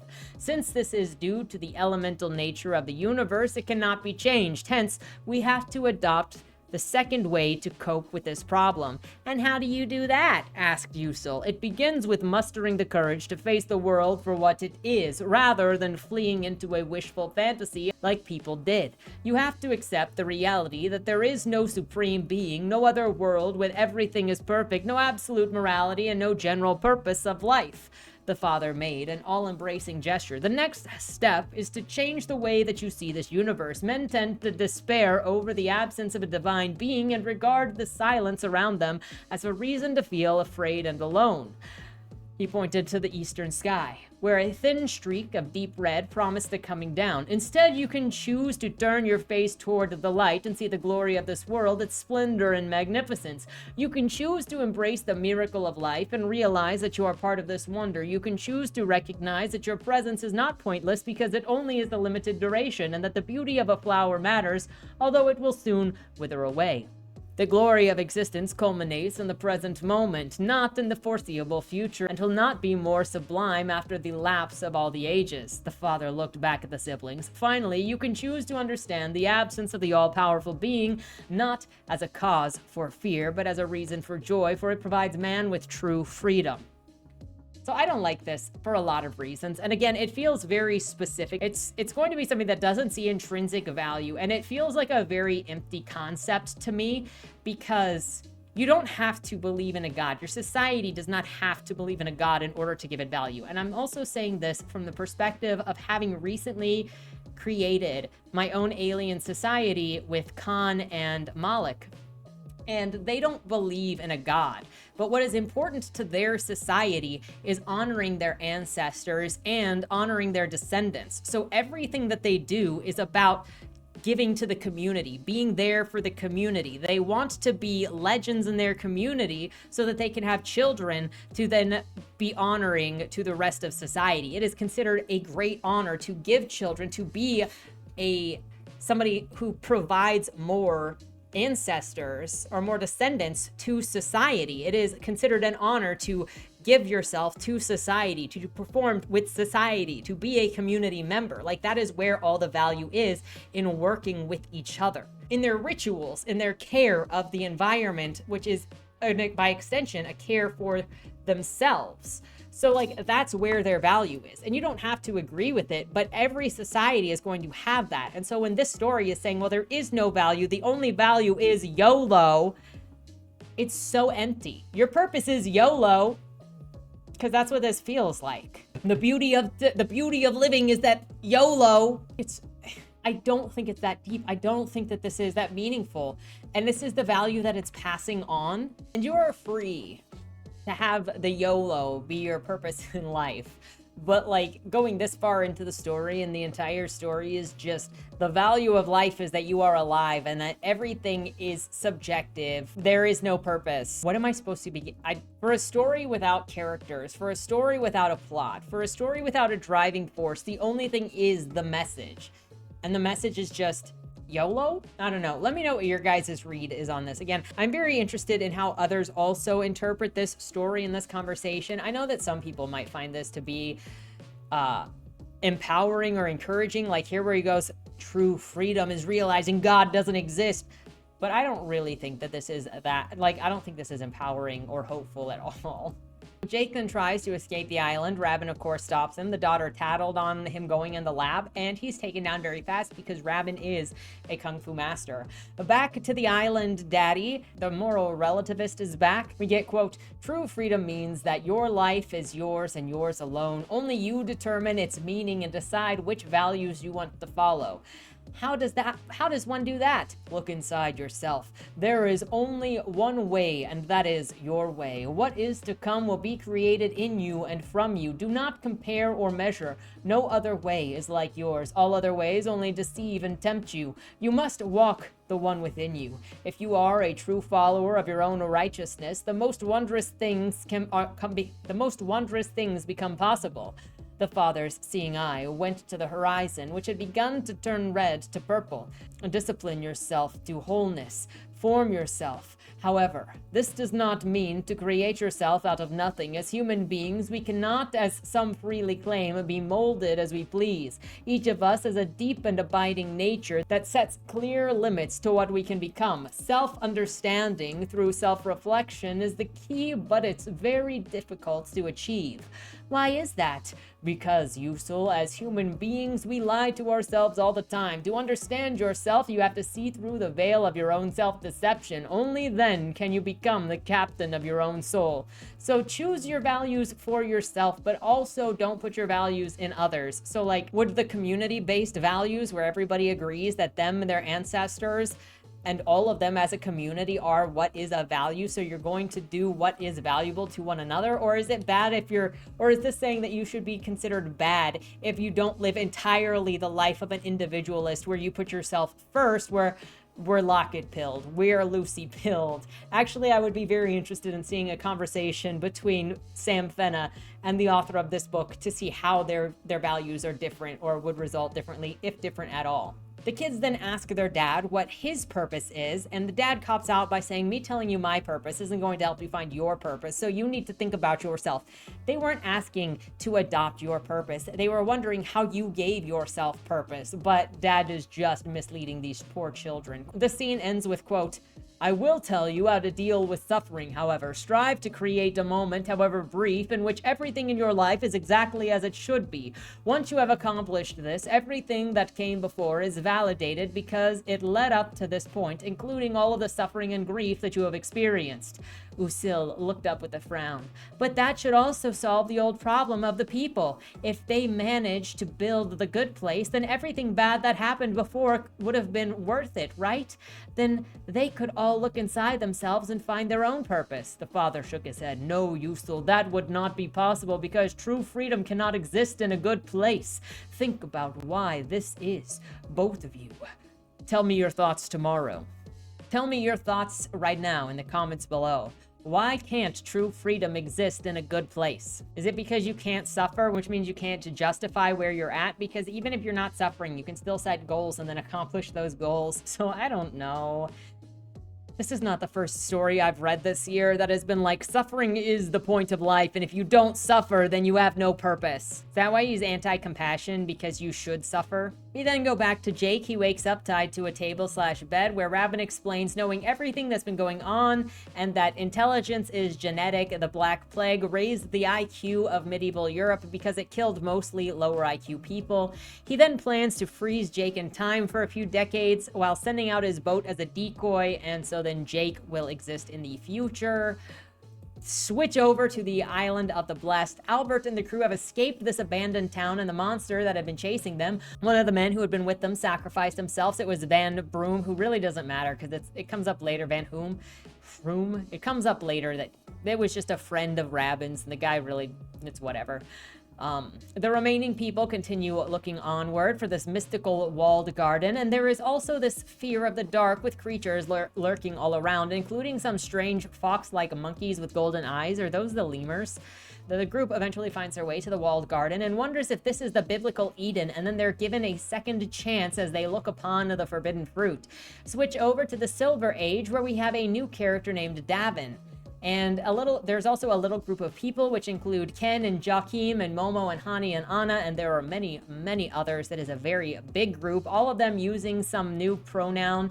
Zero setting was involved, zero characterization was involved. They're basically an amalgamation of a group where everybody has the same voice, so it's confusing when they're all just talking to one another. There are more people, and from the opening of this, since there are so many people, I'm already assuming that it is a free love society because it's futuristic and they're all just kind of a lump without an identity. Davin and this creature, this character Bono, which we find out is a robot thing, are sitting under the stars talking. And when one of them asks if the stars are just little suns, and the other says, well, you asked me that when you were a child. And I'm just like, I'm not invested in these characters. They're brand new. We're at like 80%. None of them have an identity, and we're already getting a, as you know, Bob. Nothing happens here. Bono holds out a cap to Devin and asks him to put it on to protect his ears from the wind. The two of them go up a hill to a cave, and in that cave, a stranger shows up and kills Bono. The thing looks like some kind of robot, but we get this name, and it is Electrona. She explains that she is from the future. She fell from the sky, and then we have this conversation that feels like filler with, quote, where do you come from? I'm from the manse of Greenwich, near Wosta. Electrona looked Davin straight in the eye. Wosta is a small town south of here, by the one by the lake? Yes. What did you and your robot do in this cave? Bono is Greenwich valet. A took care of me. Why did you come here? I don't know. Davin shifted on air knees. I've been here before as a child with 3 of my siblings. Why? We just spent the night before. We wanted to go to the other side of the mountains. What is there? I don't know. I told my friends about the land where animals can talk like people. It got so cold in the evening, but then we found this cave and stayed here overnight. There wasn't a valet with us, you know. The next morning, my siblings wanted to go home again. Electrona's gold eyes looked deep into Davin's. You didn't? No, I wanted to go on. Did you get there? Where? The land where animals talk like people. No, I went back to Greenock with my siblings, Davin bowed airhead. There is no such land. I only said that because it sounds great, and Lynn loves animals so much. It was a very wicked and silly thing to do. The stranger looked at him for a while. Then Electrona began to smile. No, not at all. Davin lifted airhead. No one had ever seen it like that before. Who was this stranger? A leaned forward. Where do you come from? Would you believe me if I told you from the sky? Ah, I saw something in the thunderstorm last night. It was big see-through wings and it fell straight down. My aircraft malfunctioned. That was what you saw. Aircraft? Is that some kind of flyer? Yes, a flying machine. But I saw that thing go on the edge of a sheer drop. It did. By that time, I was already out, however. Then I noticed the light in the cave and came here. How could you leave a flyer while it was flying? I had a parachute. A parachute? What's that? Something that slowed the fall so that I wouldn't get hurt. Ah, have you never heard of that before? No, I haven't. A thought struck Davin. Wait, you didn't answer my question. What question? Where you came from. You didn't tell me. Indeed, I did not. Electrona grinned wickedly. Let's play a game. Where do you think I come from? That's not fair, said Davin. I told you where I came from. That doesn't mean that I have to do the same. The stranger's teeth flashed white. Come on, take a guess. It's talking heads, and we have no investment in these characters, at least for me, and this is meaningless. And the talking heads continue on, and before and after this blurb that I just gave, nothing happens. Then the one asks the other what kind of government they have, where they're from, really random.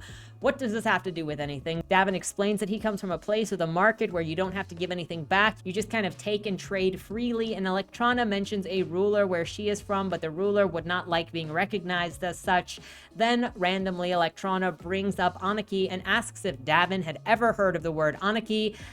Davin freaks out. The Q&A goes on with more exposition about how things work, like aging and culture. Electrona says that they traveled through time and got here from 1820 years ago, but they're only 33 years old.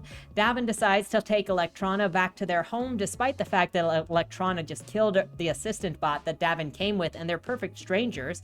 Then as they leave the cave, we switch pronouns to he, she, which I think had to do with switching from perspective, the closed third perspective, from Davin to Electrona, and Electrona still uses regular pronouns, but Davin's society does not.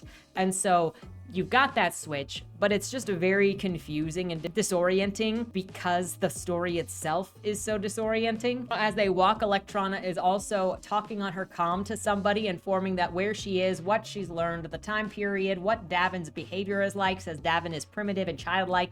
The language seems to have survived with gender symmetry and pronouns and doesn't seem to know where money comes from. The grandpa on the phone, which is probably Rabin, is exchanging info with Electrona to possibly avoid the same faulties in the future that Electrona is seeing right now. Grandfather thinks that mankind is lost or was lost a long time ago, and Electrona says that she has hope for having interacted with Davin, that the spirit of people will never die. Electrona spends time with the villagers, getting information from all of them. Their music is different, language is different. They don't procreate as babies are made in pods. Male and female are the same thing. Sex is for pleasure and bonding only. Electrona tells her grandfather that she thinks that they can help these people get away from whatever this society is, saying that they are bred for survival, but that's pretty much it. And I'm looking at this saying, why? Like, okay, so you're surviving, but for like what purpose? What drives you to want to survive with no purpose? Not for ancestors, not for descendants, not for God, not for creation, like for the joy of creating, because since this society doesn't do anything, it doesn't even create anything new, it just exists. And so like this is where you would think that the idea of the rat thing from the very beginning, the mice experiment from the very beginning, would come into this, but these characters aren't even suicidal. They just exist. They're not fat, they're not anything. They just are childlike and exist and are appeased in like a daycare for 88 years until they go to the temple to die. So it's like It's just why? And what purpose does Anarchy have for keeping these things alive either? Electrona learns that the people, when they're 88, are taken to the temple where they ascend and are never seen again. She mentions heaven. They have no idea what that is. Then the next day at Mass, she kills the preacher who's at the front of the church or whatever. And that preacher was a robot, a speaking piece for Anarchy. She tells the people to gather around so that she can tell them the truth of everything, that Anarchy was an electric assistant created by humans, because from the time period that she is from, humans got afraid, because the time period that she was from, people became so afraid of anything and everything that they created a creature, which was Anarchy, or they created a program, which was Anarchy, in order to get rid of everything that they feared. The description of the deterioration of society sounds like it would have been an interesting story. At this point, we're given a description of the deterioration of society, and it sounds like it would have actually been an interesting story if it was put in here. I'm kind of mad that it's not the story that we got. Eventually, you have a back and forth with Anarchy and Electrona, where Electrona is challenging the bot, keeping people safe and quiet until they die, and how they are kept out of fear of everything. This again turns into talking heads, but specifically to argue against itself as a show for the readers, because we have no connection to the bot or the fighter character, as they both came out of nowhere. It feels like it's supposed to be some climactic moment, but it carried no weight, and it felt like lecturing the reader instead of building a plot and an action for itself within the story. If the story had been about these two characters, and you even had separate timelines of these characters existing, and then this is where they converged, that would have made this make sense. But when both of them came out of nowhere, it had no impact. We get the repetition again that God and sacredness is always an illusion, which frankly, as a message, I always find it to be insulting, because pretty much every society on Earth has a version of what is sacred. It's not always a deity, but everyone is apparently wrong and so dumb that they fall for it. I don't think that it's a compelling message to build your story on, especially if you're not going to build any foundation beneath that. Electrona then complains that life is meaningless when this robot is in charge, because you live, you grow up happy, and then you die. And that's all that there is to it. And she says, quote, "The viewpoint of a machine. But even you should be able to see that human life is utterly meaningless in your world. There is no adversity to overcome. They only live happy childhoods without ever growing up, and then they die." So is the value of human life and suffering? Is that what this is? So apparently, like every society, if you go off of this, then when you've reached peak perfection, everybody that wants to go to heaven apparently is going towards an unreachable goal that is not only unreachable, but it's suffering and empty itself. And that also just makes me think of all the conversations you get where people say they don't want to go to heaven because they're going to be bored in heaven with how perfect it all is, without understanding what Valhalla or heaven actually look like. Anarchy, the robot, then mentions how she's making the population smaller with every generation, and every baby that comes out of the artificial womb. She plans to eventually wipe out the human race with slow extinction, and then kill herself in the end when there is no longer a purpose for her to exist. But like, why a slow drip kill? Why not just an insta-kill? You're taking care of all of these humans. It's because the robot doesn't even see a reason to exist. There is no purpose. Then we get what feels like a fourth wall break, and quote, "You hope to gain information by analyzing my brain? No. Then why are we having this conversation? Out of courtesy? It's perhaps to be a message. So this is why you're allowing me to transmit everything, to let other surviving librarians know of your resolve? There is only one other librarian. The message is for him. We have increased our numbers with ecto-wombs. I do not think so." I'm assuming that this is being transmitted to Grandpa Rabin, but it felt like it was talking to the reader, because it was like, this doesn't make any sense. Why are you allowing this to even happen? Just kill her. Just kill her, and then switch to Rabin having this information, and then being like, oh, thank God. Thank science that Electrona was able to transmit this stuff. Switch over to a new perspective, the Garden of Eden. I don't know where it is, not America, because we've got what looks like a Polish name describing the quiet American arrived. This scene is short-lived. It's got someone who is just arriving at a grave site. Honestly, I don't have a lot to say about this section. So then we go forward, and Jake is woken up, and it's been a while, and Rabin is there explaining things, quote, "My research revealed evidence of an advanced technological civilization existing on the world 25 million years earlier. It had lasted for about 10,000 years and then disappeared again. There was no sign of higher indigenous intelligence afterwards. Jake finds out that he was put in a cryogenic sleep, and there are many others there. Esther, Levi, Mo. All of them are told that they are clones that Rabin recreated with the data that he had. The whole thing is a simulation, and they're all 2 years old, except for the one guy who is 4 years old. But everything has been a simulation, and all of their memories are fake. This whole section just seems to be dialogue that exists to explain the world of the entire book for no apparent reason but for the reader. I was left wondering why any of this matters. Why do we care that Rabin's been playing God this whole time? Why did he not seem like he was playing God this whole time? Why is this the first area in which we're getting that, when he also didn't believe that there was any purpose of a God, and every time it had him talking to somebody like a child, it was just, there is no God, do stuff for yourself. But here he is being the one in charge of everybody's memories and creating everything and being people's God. Rabin says that he brought mankind back with the intention of not having them know anything about the past, but then changed his mind, been working on what kind of information to give them. They're marooned on this island with options to share what they know with the islanders or not. Quote, "I'm still not sure what exactly you expect of us," Levi said. "Let me make something very clear. Nothing is expected from you. This is not a test that you can fail. The knowledge in your head is yours and yours alone. Only you decide with whom or in what form you want to share it, whether you want to teach all of the parts of it. Indeed, it's your decision whether you tell the islanders anything at all. If you want to keep everything a secret, then so be it. Even in that case, they would not eat you." What a relief. Levi pushed his glasses back up his nose. "Let's see if I get this straight. Either we are sent to these people to teach them, or we are sent to them and can sit sullenly on our knowledge. You don't give us much of a choice, right?" "There you are wrong," Valand said with a grin. "I offer you an entirely different option." His eyes wandered over the group of castaways for a few moments. "You all know the story of Adam and Eve," he said. "They were allowed to eat of all the fruit in the garden except for those from the tree of knowledge of good and evil, which were forbidden to them. Why? Does this name allude to the ability to determine one's own moral values? It remains unclear. In any case, there was a second tree in the garden."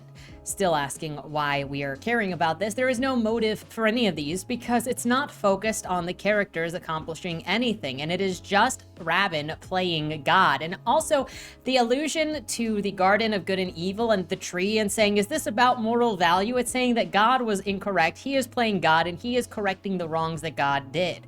He introduces a second tree into the garden, which is called the Tree of Life.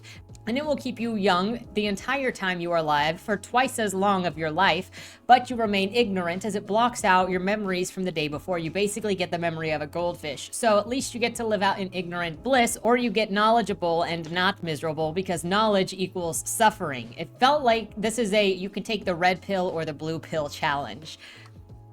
I can confirm, though, that knowledge is suffering, because with every video I put out with ideas or how I think and ask for conversations, I get responses that make me sad because of the perspectives that I see. Don't even get me started on the number of proud pedophiles in the writing community. The people then choose to have the knowledge and the suffering as opposed to a blissful life, and Rabin is like, well, the lesson wasn't just for you. Get your things and we shall leave this island. I think that we needed more build up to this choice to make this choice feel like it mattered, because it doesn't feel like anything. Then he's talking to the clone of Lottie, who apparently died in that car accident forever ago, and Rabin's like, sorry, my life was not set up to be in a relationship and I had to ditch you with our child. Again, why do we care about Lottie? She was in one single part of this book. It didn't mean anything. It feels like this book probably should have been a serial that bloped into different parts of this guy's life or different stories and then interconnected them in the finale, as opposed to trying to be a singular novel covering everything. We also learned that the Sphinx on this island apparently has Ming's face, because despite him knowing that she came to kill him, he was fascinated by her and intrigued by her and never knew if she actually truly had feelings for him or was just a spy there to seduce him and steal his information. I'm like, bro, you knew her for 2 days and had sex with her once, and you're like, but did she really love me though? And then Rabin is walking with this man named Albert, informing him that he is a clone of Rabin's brother Balder. but without the mental difficulties that had come from Baldur's complicated birth. Then you've got a flashback to the night where Baldur died during the war and Rabin's escape, again saying that the Christian faith is man-made superstition. It turns out that after World War II and how America responded, Rabin was very angry at America, and so then he wanted to do whatever it took in order to get revenge and destroy all of America. Quote, with smallpox or cholera perhaps. I had read about their effects, or maybe with a newly bred pathogen, something highly infectious and lethal with a long incubation period that had been introduced into the general population as a vaccine. Better still, several at these at once, plus poison in the drinking water for added impact, a compound plague that would wipe this loathsome people off its accursed island, leaving a few survivors broken and shattered forever. Teeth flash white. They should die screaming, their men, women, children, the whole lot of them. And before that, I wanted them to suffer as they made me suffer. It might take decades to achieve, but it was doable. I would find a way. I don't really understand how cloning the population ends up in destroying America. And why had he conned Mo and had an AI god instilled with an argument earlier about how creating tech that enhances humanity was the goal, when actually he just hates humanity? And it didn't seem like he was lying at the time either, because like he could have lied to Mo, but then none of his actions actually show that that's what he was against, or like what he was doing. In the throes of desired revenge, he has this dream where Baldur comes to him kind of like an angel and makes him promise to make it good again.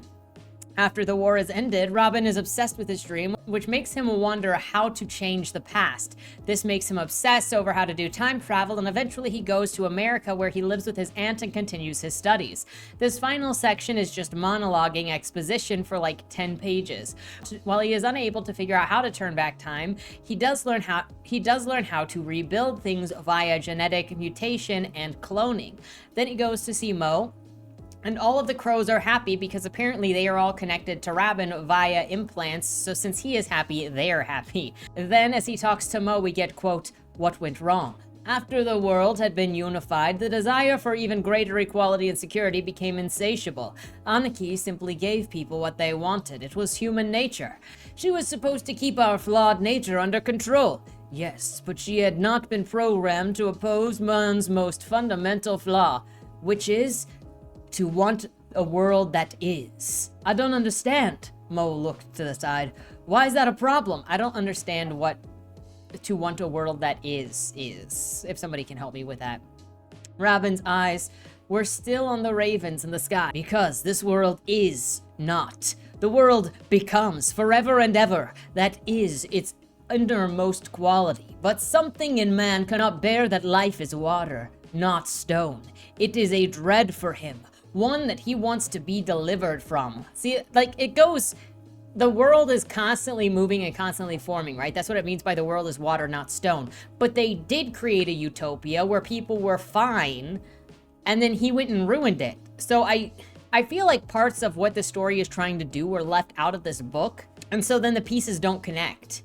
Quote, doing something that reaches beyond this life, like having children or attaining some form of fame, alleviates his fear. Ultimately, however, man yearns for something eternal. He wants to flee to a place where time has no power, either by going to another plane of existence or by repairing this world. The latter can at best result in a walled garden that will only last as long as it is tended. It will also be a place of slow death, for life needs at least some degree of adversity to thrive.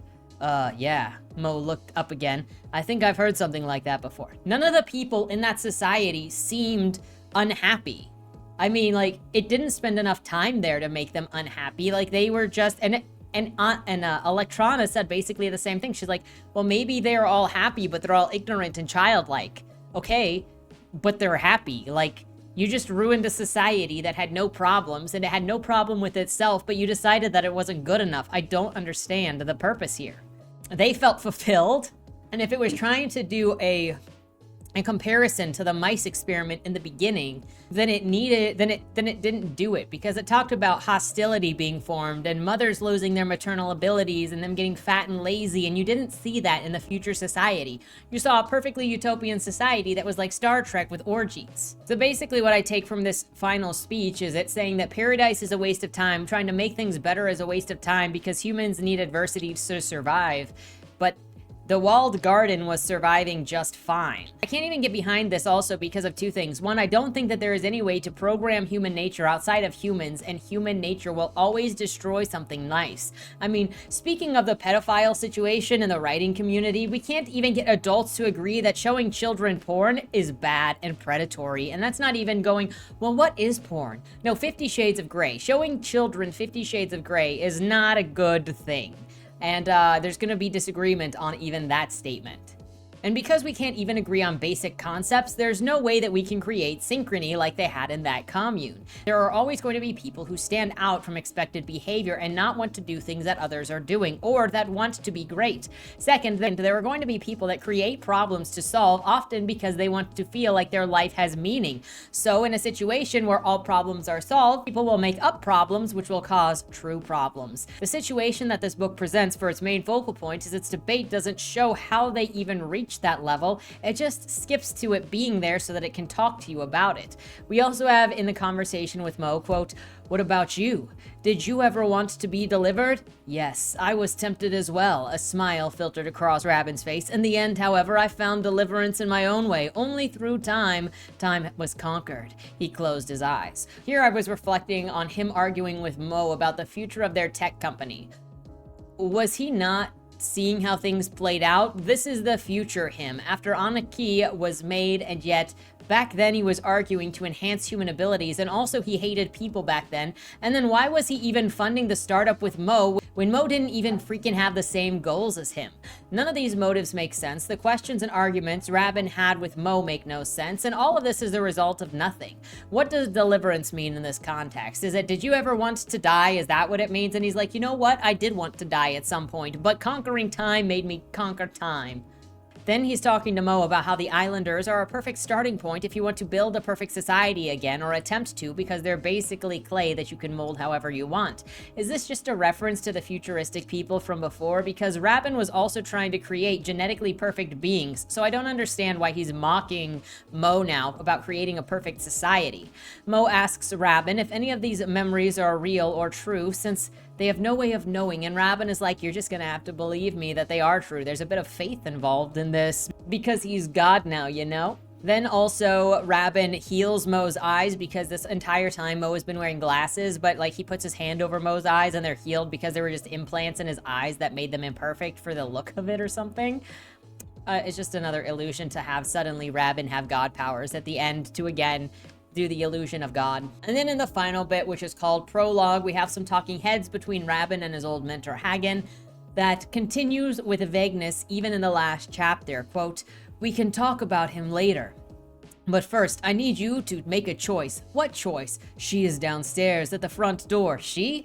"You know very well who I mean." "What?" Hagen's eyebrows rose. "That's not possible." "Of course it is. You are the student again." "But how?" "Simply assume I found a way to turn back time. In any case, this is not a good moment to question reality. She has entered the building and is coming up the stairs as we speak." Hagen's expression was close to panic now. "Mrs. Winshite would never let her in." "She told your landlord that she would be your sister. You know how convincing she can be." "Yes, I know." "Where are you, Rabin?" "Patience. You will see in a moment." "What? What will I see?" "The cellar. The house was collapsing." He closed his eyes. "I didn't survive, did I?" "No, you did not. Constantine Hagen died that night. Unfortunately, it was not possible for me to enact a rebirth." "You can bring the dead back to life?" "Yes, provided I possess at least a trace of the body. But that was not the case with Constantine Hagen. I am very sorry." "What am I then? Some kind of incorporeal soul?" "You know the answer now. Look inside yourself." "What do you mean?" "Look deeper." "Ah!" Hagen's eyes opened again. "I am a mind emulation of Constantine Hagen, your former teacher." "How do you feel about that?" "I feel content." "Why?" "It is good to know what I am." Are you ready to become more than you are? Yes, I am ready. He is going to assume the simulation position. I don't really understand what this ending is. Look, I'm small brain. Sorry. Read it, give me your best interpretations possible. Then we switch to a scene where Rabin is asking Constantine emulation to make a violin, and he's gonna come back. Switch again. Rabin looked at the spawn, Caleb and a pod, and then Rabin is exiting his submarine and randomly grows flipper feet when he jumps into the water and starts communicating with the orcas, who have parentheses around, like, how they are feeling. Like, it's talking on a sub, so you got, like, a slash, and it's just, like, the next call from Salacia. Where hunts little one? Curiosity. So, like, I'm just gonna put this on the screen so you can see it, because, like, Rabin then reaches the shore, admires his creation, sits on his throne, and then thinks about his life and his creations. When he, quote, when he closed his eyes, Rabin was back in the night of the fire. Again, he saw blazing flames and smelled acrid smoke, felt the unbearable heat. Hot tears purled down his cheeks as he heard his brother's death scream once more, the greatest pain, but also the cause of everything that came forward. All later events were linked in inseparable chains, forged in fire, milestones on the road leading here to the sunset. His hands clenched, squeezing the metal armrest. Had Boulder not died, Albert and the others would not have lived. There would be no new beginnings for mankind now. His ravens were aflutter in the pine trees above. It all started that night with the fire. Then, at last, he dared to think the most terrible thought of all. I would not change it, even if I could. His moment rolled over him like a tidal wave, and Rabin joined the darkness with the light. He beheld his whole life from the beginning, all that had happened to him and all that he had done, and found that it was very good. Everything was as it should be. So Rabin is clearly pleased with himself and everything that he has done, even the eugenics that he has done.